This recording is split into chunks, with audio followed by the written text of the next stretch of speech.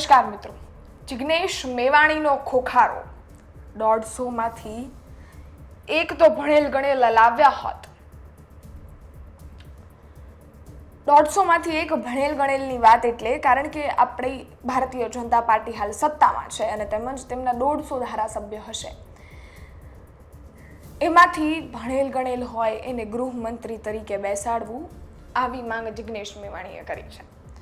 જિગ્નેશ મેવાણી વડગામના ધારાસભ્ય અનેકવાર બોલતા જોવા મળે છે અને તેમજ તે હર્ષ સંઘવી જે આપણા ગૃહમંત્રી છે એની ઉપર પ્રહાર પણ કરતા હોય છે.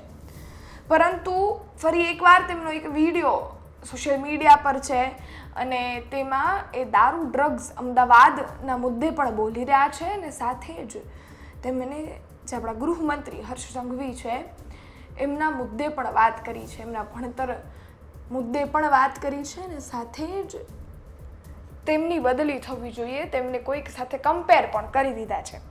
સૌપ્રથમ જિગ્નેશ મેવાણીનો વિડીયો જોઈ લો, જેમાં જિગ્નેશ મેવાણી ફરી એકવાર એના બેબાક અંદાજમાં જોવા મળ્યા છે અને આમને સામને આવી જાય એવી પરિસ્થિતિમાં બોલ્યા છે. સૌપ્રથમ વિડીયો સાંભળો, ત્યારબાદ વિગતે વાત કરીએ.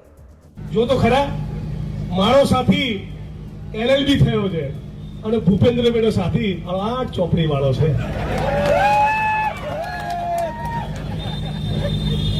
કમનસીબી છે ને.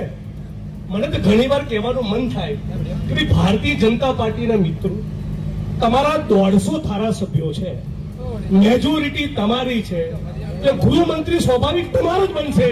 પણ આટલા 150માંથી એક તો ક્વોલિફાઈડ માણસને હોધો. 8 ચોપડીને ક્યાં માથે બેહાડ્યો છે? આ ચાંદખેડામાં આવી ગયું ડ્રગ્સ આવ્યું કે નહીં ભાઈ?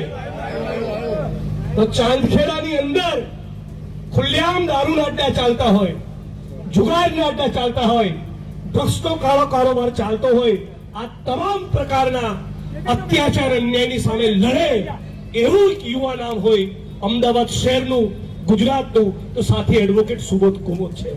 હવે સાંભળ્યા વડગામના ધારાસભ્ય જિગ્નેશ મેવાણીને, જેણે આ સમગ્ર બાબતે બોલ્યા છે.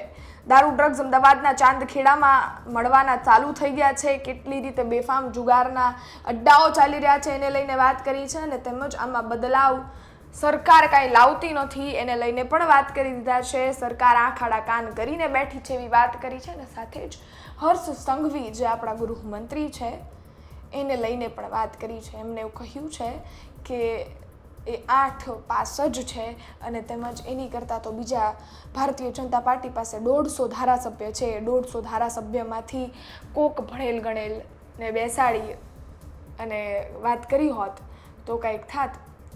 એમના મિત્રની કમ્પેરિઝન કરી દીધી કે મારા મિત્રએ તો LLB કર્યું છે અને ગૃહમંત્રીએ આવી પણ વાત ત્યાં કરી દીધી છે. હવે આ વિડીયો જે ફરી રહ્યો છે એને લઈ તમારું શું માનવું છે? સાથે જ જિગ્નેશ મેવાણી અને એક બેબાક અંદાજમાં જોવા મળે જ છે. પહેલી વાર આપણે એનો વિડીયો નહોતી સાંભળતા. જિગ્નેશ મેવાણીએ પહેલાં પણ પોલીસના પટ્ટા ઉતારવા સુધી વાત કરી દીધી હતી, પહેલાં પણ હર્ષ સંઘવી મુદ્દે વાત કરી છે અને હમણાં તો એ પાટણમાં જે ઘટના બની એને લઈને પણ બેબાક અંદાજમાં જોવા મળ્યા છે અને એની ભવિષ્યવાણી સાચી પણ પડે છે.